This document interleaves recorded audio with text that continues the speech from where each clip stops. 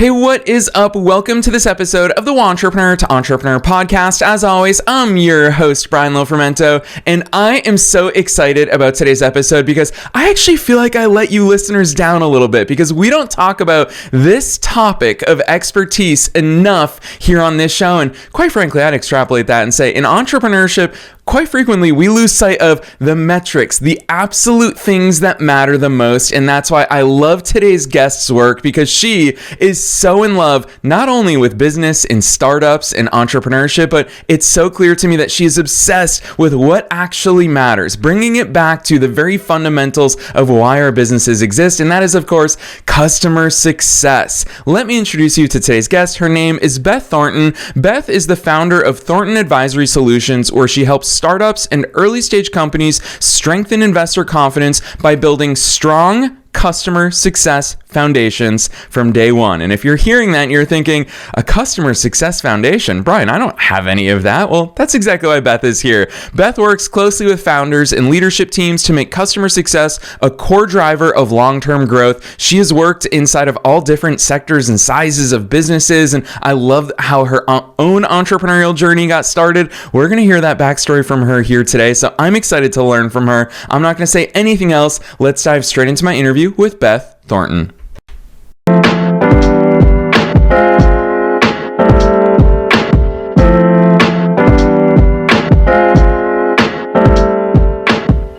All right, Beth, I am so very excited that you're here with us today. First things first, welcome to the show. Thank you for having me. Heck yes. I'm excited to hear your backstory because obviously when we talk about customer success foundations, it's a missing piece for a lot of companies, even though it's probably the most important thing in all of our businesses. But before we dive straight into that stuff, take us beyond the bio. Who's Beth? How did you start doing all these cool things? So I've been in what we'll call customer success for about 18 years now. I started out actually with on-site wellness program management. My background is in exercise physiology, but I've always really helped people see success in their health and wellness, and that translated into business in the future. So I kind of grew in my career with project management and program management, and then transitioned into account management a few years ago. And with that, I was always working with early stage to maybe Series A, Series B startups. And then I actually took a little bit of a pivot back to my exercise physiology roots and built a department for a health system from the ground up, which you hear that and you think, oh my gosh, that's not customer success. But it is, because I had to show value not only to the community, but also to the leadership in the health system and the medical group. Unfortunately, 2020 then hit and the department was not a value driver for the health system at the time. And I pivoted back into what's more of a traditional customer success role. And that's really where I think my career started to really take off. I started working with the leadership within the company to do more onboarding for the customer success managers, helping teach the customer success managers what's valuable for the business and for the customers, and pivoted that into a role with a pre-revenue startup to build out their customer success function and their project management and operations function. So customer success kind of lived underneath there. So I've always had a passion for building and showing value to leadership and to customers, and that's translated throughout my career. Yeah, I really love that overview, Beth, because even in that backstory, what really shines is your centralized view of customer success. Because when I hear you talk about customer success, it's obvious. Obviously, it benefits the customer. It's right there in that term. But what I really appreciate about the way you articulate it is you make it clear that that then trickles into benefits for leadership, for the business, for investors, even if it's healthcare leaders. Like, customer success is truly that rising tide that lifts all boats. So let's start there, because a lot of people, you've had a career in customer success. A lot of people will think, I don't have that in my business. What does customer success look like? What does it look like to actually work inside of that and have that laser focus that leaks into all the other positive impacts across an entire business? Yeah, that's an interesting question, because I think in all honesty, customer success looks different to everybody. It's such a new field and a growing field. But ultimately, it's your job as a customer success manager to help your customers see value in the product that they bought. But in that turn, you're also helping show the value to your business. And so that customer is not only using the product, but they're recommending the product. They are getting more of their users within it as well. So customer success can mean a lot of different things, but ultimately it's showing and proving the value of your product. Yeah, I really like that, especially because knowing the nature of the work that you do today, which I'd love for you to introduce us to your company, but I love the fact that you tie it to also investors seeing that value. I'm a big fan, I think most entrepreneurs are, of Shark Tank, for example, is that we have all seen so many great ideas come onto Shark Tank and they pitch the investors, and there's always the same first question from sharks. I don't know why the people pitching it haven't quite figured this out yet, where the sharks will always ask, how many customers do you have? What's your lifetime customer value? That's the stuff they care about, Beth. So introduce us to that nature of the work that you do with Thornton Advisory Solutions, and also why that's the metric for investors. Yeah, so the thought came about with Thornton Advisory Solutions is that, like I said, I've always worked with startups, and I really enjoy working with early stage startups, but so often the founders can be so focused on building a great product, which is key. If you don't have a great product, you're not going to get customers. But they are so focused on that and so focused on the sale of that product that they forget about the customers that they're selling to. And not purposely, not maliciously or anything like that, but those customers, getting those customers in, getting, a quick time to value for those customers will get the recommendations that you need, get the referrals that you need. So the more customers that you have coming in and seeing value to your product, the more they're going to return. And then the more they're going to refer. And so as an early stage startup, you really want to make sure you're getting that time to value for the customer down pat, and then helping your customer refer that value out. Yeah, it makes sense, but I bet it lends the question for a lot of listeners that say, when and where does this happen? What do those touch points look like? What does that communication look like? How do we actually ensure that we have that real customer success foundation in place, that it takes care of itself? A lot of people like to systematize things, Beth, so I'd love to hear some of those insights. Yeah, with early stage startups, it's hard to systematize, immediately, but it starts with your customer journey mapping. So what does it look like when you get your customers in? Where are they coming from? What are the value touch points that they will see? And as you start mapping that out, you know where to contact your customer and to check in with your customer to make sure that they are actually realizing the value when you think that they should. So it starts really with that customer journey map, which is something that I do work with founders on. It's the first thing that I work with founders on, because if you don't have that clear journey for your customer in place, you don't know when they're going to realize value, or you can't estimate when they're going to realize value. Yeah, I love the way you answer that, because I'll be honest, in my head, I always think about real world examples of that. And one thing that I think of is hearing you talk about the customer journey and that customer map. I think of the quintessential example of oil changes. Oil change places, they all know that when we come in, they know exactly when we're going to need them again. And they put a big old sticker on our windshield so that we not only remember, but we have that cue in order to take action. In business, it's not so easy because we don't necessarily know when and where people are using our products or services. So what does that timeline look like? Obviously, it's not every 6,000 miles that we can check in with our customers. How do you begin to understand their side of the coin so we know when it's appropriate for us to come back into their lives? Well, it starts with, like I said, the customer journey map. And so you're really working with product to build out what that customer journey looks like. I would say, and what I recommend and what I do is, when you have a customer in the sales process with them, it really begins there. Ask them what they expect to get out of the product. What do they expect to see? When do they expect to realize value? So then you have weekly meetings with that customer, or you have bi-weekly meetings, whatever it looks like for you. And you can make sure that you're always bringing those meetings back to that value and that timeline for the value. And if they at all are deviating, you can make sure to bring it back to that and have those conversations and be strategic with it with the customer. Don't expect the customer to come to you and say, hey, I'm not seeing this value. Keep having those conversations in your regular check-ins with the customer. It shouldn't be something where you sell a product and then 6 months later you're coming back to the customer like, oh, have you seen value in this thing yet? It really should be you checking in regularly, scheduled or not scheduled, to see where they are in their journey.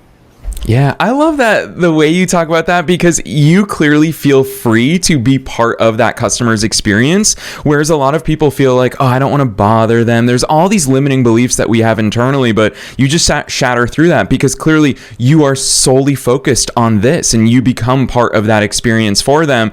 I would imagine, just thinking about limiting beliefs and being the host of this podcast and interacting with our audience and a lot of entrepreneurs and entrepreneurs at all different stages, that they convince themselves, oh, what Beth is talking about, that's for different types of businesses. That's for higher ticket items, or that's for this type of industry. What's your take on that, Beth? I'd love for you to talk to those listeners and make it clear how important it is for all different types of businesses. Yeah, I could see where there are founders, CEOs that might think, like, I don't have a customer success team. I don't have time for this. It's not for me. My business will survive without it. But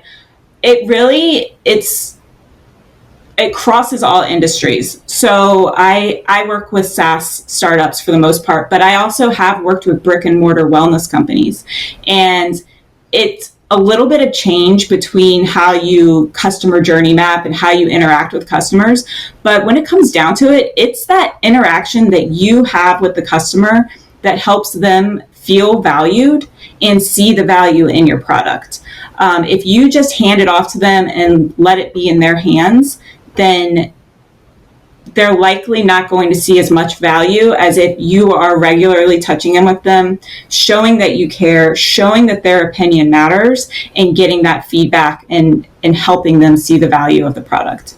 Yeah, considering the SaaS space, especially, obviously we're all customers of various SaaS companies as business owners, and I've seen so many times that net promoter score, it's become such a popular thing with SaaS companies over the past few years, and this is a bit of a philosophical question surrounding the net promoter scores that philosophically we always talk about, just in life or in sports or in anything, either working on our strengths or working on our weaknesses. And part of what I've always wondered behind the scenes, Beth, is these companies who are getting these net promoter scores, do they double down on their happy customers? Do they double down on their weakness, those not so happy customers? Do we treat them differently? Do we have different solutions for them? I'd love for you to make sense of these deep philosophical questions. You know, it's really dependent on the leadership and what the leadership finds value in. I don't recommend treating customers, completely different, like, oh, my happy customers are happy, I'm just going to let them be. My dissatisfied customers, I need to really concentrate on them. It's, showing equal attention to the customers, but the customers that you're getting detractor scores from, it's doing a deep dive with them of why, what are you having issues with? Where can we improve? Taking that feedback and seeing if that feedback can be implemented into the product roadmap. So it's really, if you want to improve your NPS, it goes to that customer interaction and the conversations and showing that you care about your customers. Just in my customer success journey, I've had some pretty bad NPS scores. They're not about me personally, but they're about the company. But those NPS scores were raised just by listening to the customer and making them feel heard.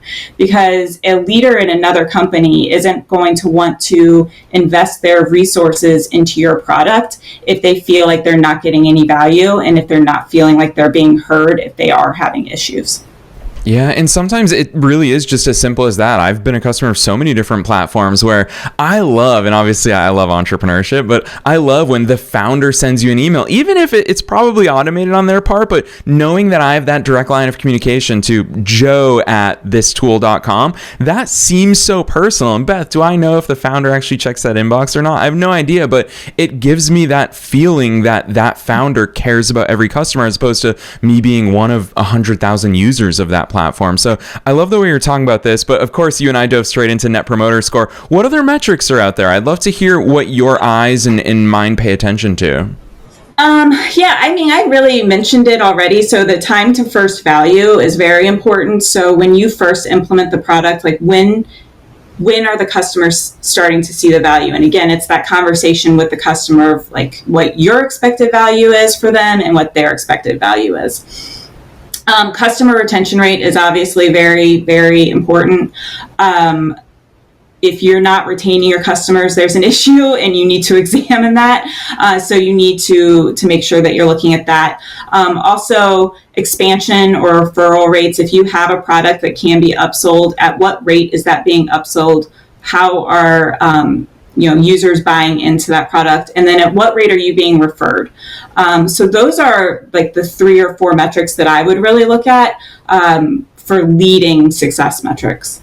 Yeah. All right. You spoke to leading. Now I've got to ask about lagging, because obviously everyone's interested in the downstream effects when we do things right. I'll transparently say this, Beth, before I kick it back over to you. What really stood out for us behind the scenes when we came across your business is how much you really hone in on that lifetime customer value. I feel like it's the most important metric in our businesses in so many different ways, but I also feel like it's sometimes the most undervalued because we don't talk about it often enough. I'll never forget the first time I walked into my favorite ice cream shop on the west side of Los Angeles, and the owner was just giving me and the person I was with at the time, he was just giving us so many samples. And I said to the guy, I was like, Michael, I'm not going to be able to eat ice cream anymore. You've given us so much free stuff. And he goes, it's okay. I know that on average, you're going to buy over $280 of ice cream from my shop. And I thought to myself, he just created a lifelong customer. And every time I go back to LA, it's the first ice cream shop I go to. So that's one metric that really stands out to me. Beth, I'd love to hear, is that the ultimate lagging indicator, or are there other indicators and benefits that you look for? Yeah, that would be the ultimate lagging indicator is lifetime value. There are also the qualitative metrics of CSAT and NPS that we talk to. So I think that those are good lagging metrics to look at. But really, I like to concentrate on the leading metrics because if a customer is going to churn, it's the leading metrics that are going to tell you that churn rather than looking at the lagging metrics. Ooh, I really value that. I'm so glad that you interjected that, because that's important and also feels more actionable, to be honest. That's, I think, a lot of times the problem with lagging indicators is if we optimize for those, we forget about the very things that feed those. So I love that you called that out. I'm so appreciative of that, Beth. I want to switch gears a little bit and talk about your own journey, because I teased at the very top of this episode about how you obviously have worked in startups in different capacities, and it ultimately led to the start of your own business. Take us to that transitional time in your life. Yeah, so since 2020, really, I've been in the SaaS space of startups, and it's really been healthcare, and I learned a lot. And in 2023, I transitioned to, like I said earlier, a pre-revenue startup. That is always a scary journey. That is always a tricky bet.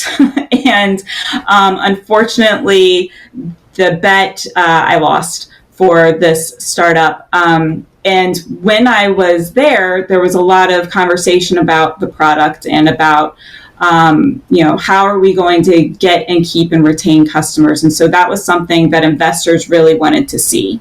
And, when I was laid off in the beginning of 2025, I kept running that in my head of like, okay, investors really, really want to see what does recurring revenue look like for you.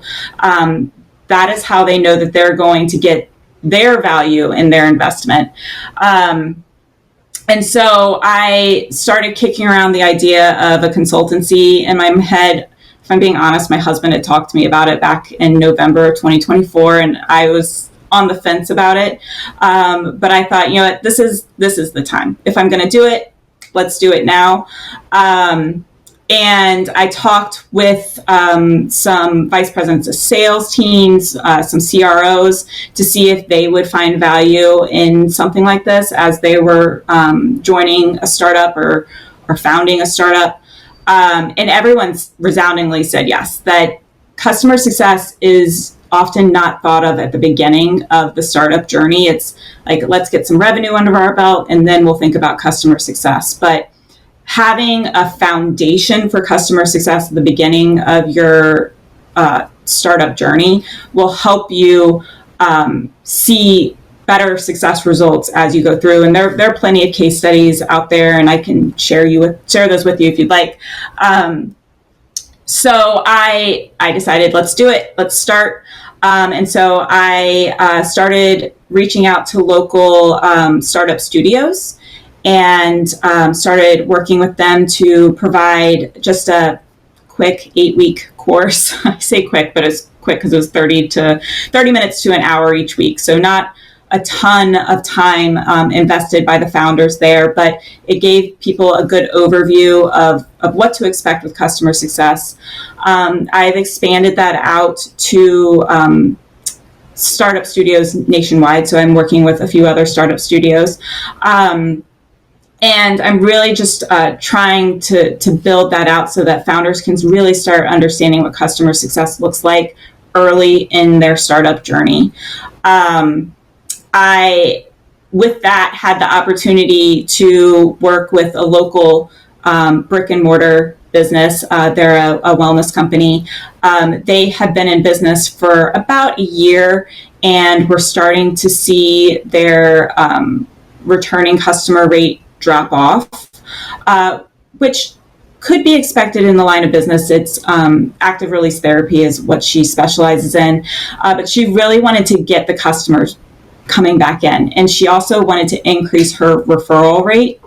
And she was just one person. She is an athletic trainer by trade and didn't know how to do it. So really, we just worked together. Like I said earlier, started with that customer journey map. What does that look like for her? What can she implement quick and easy ways to make sure her clients are feeling heard and feeling seen? So that started with a follow-up email after an appointment. And then in that email, we also added, go here to leave a referral or to leave a Google review to help increase her Google review rates. That saw some success. And then we worked together. She was already planning on doing this, but to add another product to her service. So worked together to see what that upsell would look like for her. And in order to promote that, implemented a monthly newsletter. She had never thought of the newsletter before. It was like, it seems like such an easy thing when we're sitting here and talking about it, but that newsletter is what did wonders for her. She said that she had at least 2 people she hadn't seen in about a year come back to her within 30 minutes of that newsletter being sent out and making appointments with her. We implemented a referral program, and she started getting more referrals from previous customers and building up her client base and having the clients return. In the 3-month engagement that I worked with her, she had a 40% increase in return appointments for each month, which is amazing. It's like in 3 months, that's nuts. So that was really rewarding. So this was a very long-winded answer for you about my journey into building Thornton Advisory Solutions and the pivot that I made. Hey, Beth, we'll take the longer the merrier when you're dropping that many knowledge bombs, because I want to call out for listeners so many important nuggets of knowledge right there. people who are listening to this, who are like me, who love marketing, who love technology, are starting to realize, I'm sure, that customer success is all of these value-based things that we're providing. I just heard you talk about Google reviews, about an email list, about an automated email follow-up after their appointment. All of these things that are in our marketing toolkit also happen to be part of that customer success foundation that you're introducing us here today. It seems to me, I will say, that you have that very strategic and intentional approach to understanding how all of these layers act together. So I want to keep going down that path because I obviously love technology, and I know that AI is changing so many different industries. And in a lot of cases, AI has a bit of a mind of its own, which is great in the case that it can serve people in different ways. You talk about an automated email after an appointment reminder. Are there ways that you see AI playing a role in customer success? Are there different cool technologies that you've seen across the board that we should be thinking about? I'd love to hear some insights there. So this is a really hot topic right now. If you go on LinkedIn, you'll see all the customer success influencers talking about AI and customer success. And I think it will change for how customer success works. It's not going to take jobs away. I think that right now, customer success managers have a volume problem where they have so many accounts and they're expected to return value for these accounts, but it doesn't leave them time to be strategic. And where AI is going to come in and can come in pretty immediately is with like an AI note taker. And so having those on your customer calls or even on your internal calls to be listening and taking notes and sending follow-ups immediately after those calls, that will be so key for customer success managers who I talk to regularly. And they're like, I have all of this busy work, but I'm expected to be strategic. How do I do that? And what can I implement? The first thing that I always say is the AI note taker.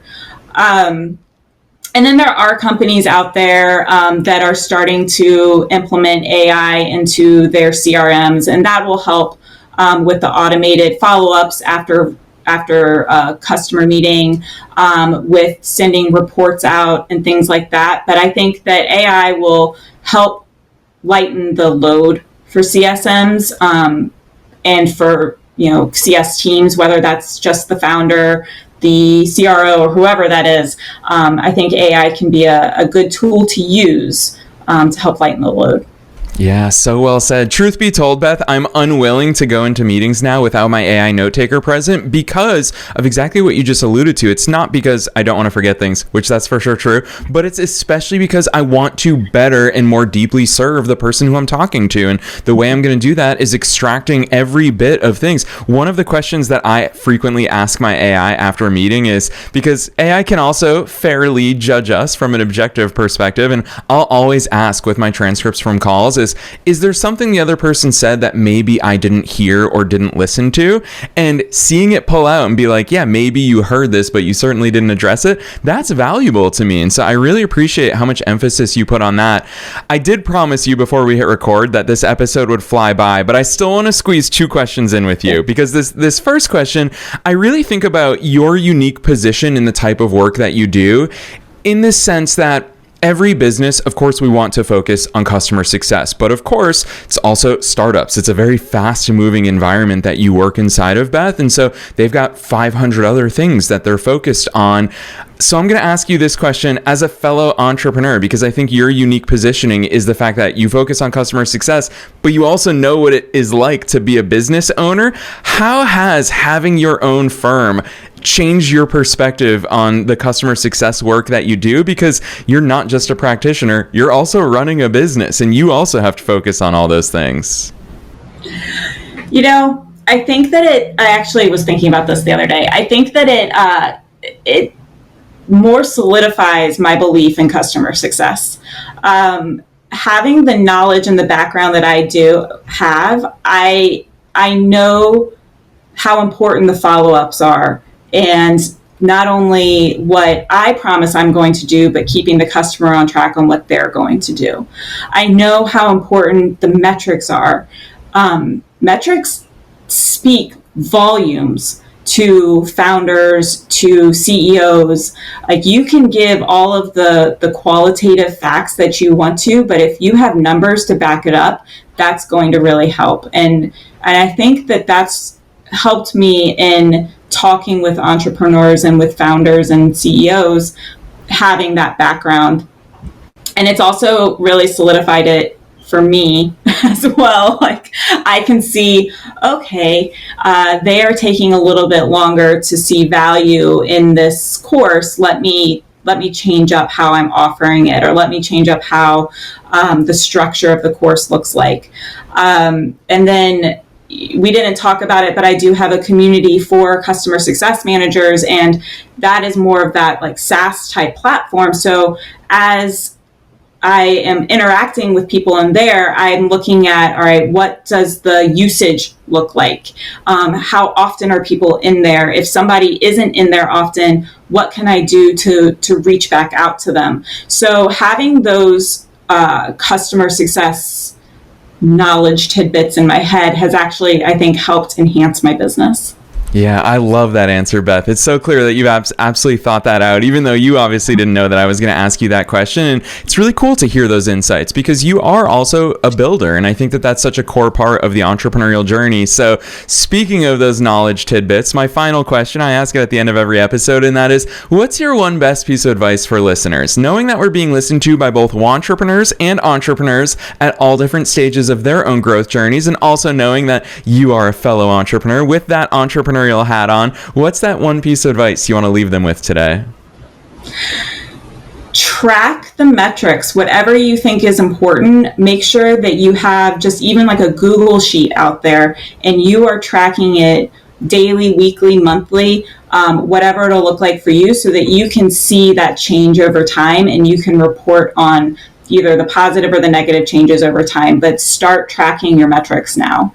Yes, I love that, especially because there's a little bit of urgency in that advice. Listeners, now, when Beth says that, she means it. As of this episode, you listening to it, start tracking it, because that's the beauty of it, is that when you start doing that now, 30 days from now, you're going to have valuable insights. That's the beauty of time, is that it's going to pass anyway. So Beth, timely advice from you that I'm super appreciative of. I want to tee you up. Normally at the end, I always ask guests, what's your link? How can listeners find you? But I'd also love for you to add a little bit about your community, because I think that's so powerful. So tell us where we can find your business, tell us about the community, and drop those links on us. Where should listeners go from here?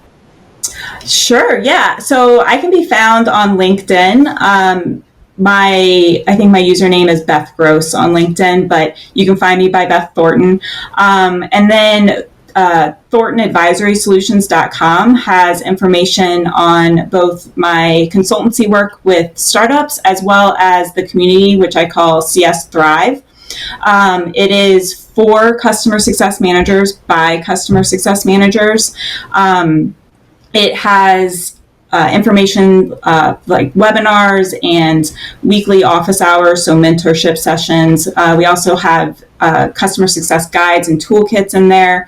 It's updated at least twice per month with new information, so that customer success managers can have that continued learning and development to be the strategic CSM that they're expected to be. Yes, I love the way you've laid that out for us. And listeners, you know, we are also laying out all of those links as succinctly as possible down below in the show notes, no matter where it is that you're tuning into today's episode. You can click right on through to Beth's business website, ThorntonAdvisorySolutions.com. You see the spelling of her name in the episode title, so her last name, ThorntonAdvisorySolutions.com. Super easy. We're also linking to her personal LinkedIn, so you don't have to go searching for her, especially if you're on the go. Just click right on through. Otherwise, Beth, on behalf of myself and all the listeners worldwide, thanks so much for coming on the show today. Thank you.